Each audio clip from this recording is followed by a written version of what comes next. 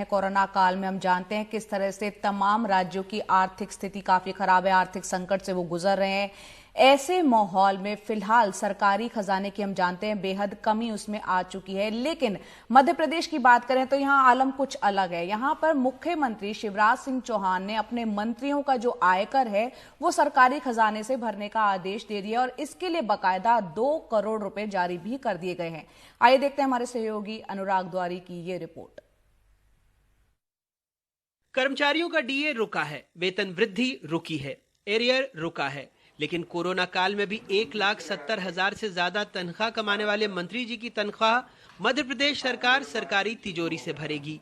जनता त्राही त्राही करे, लेकिन नेताजी की शान में गुस्ताखी न हो इसलिए दौरे, अतिथि सत्कार, यात्रा के लिए 41 करोड़ 79 लाख रुपए का बजट जारी हो चुका है।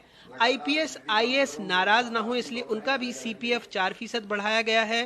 पहले वाले मुख्यमंत्री जी भी खुश रहे इसलिए उनके वेतन भत्तों और दूसरे खर्चों पर भी 94,85,000 रुपए का प्रावधान रखा गया है। सामान्य प्रशासन वाले राज्य मंत्री जी शायद कागज देखना भूल गए इसलिए हम पर नाराज हो गए, लेकिन कैबिनेट के कृषि मंत्री जी कहते हैं इसमें गलत क्या है।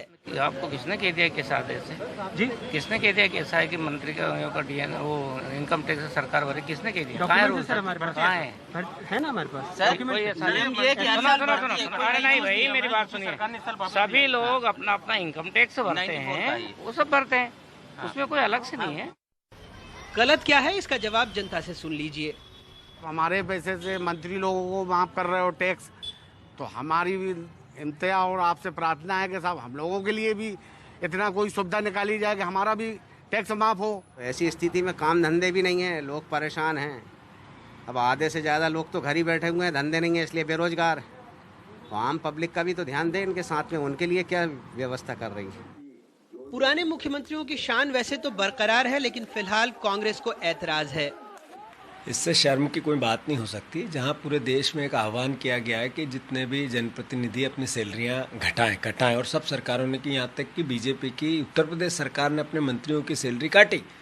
हमारी सरकार, हमारे मुख्यमंत्री मंत्रियों की टैक्स की पूर्ति सरकार के खजाने से करना चाहते हैं। एक पेंशनधारी व्यक्ति अपना टैक्स कटवाता है और जो नेता सेवा के लिए राजनीति में आता है वो सरकार से अपना इनकम टैक्स भरवाता है। भारतीय जनता पार्टी का असली चेहरा है, शिवराज सिंह जी का असली चेहरा है, निंदा करती है पार्टी इसकी।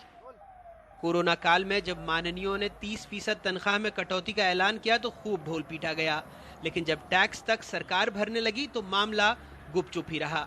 हालांकि इस मामले को सामाजिक कार्यकर्ता डॉक्टर आनंद राय अदालत तक ले गए हैं।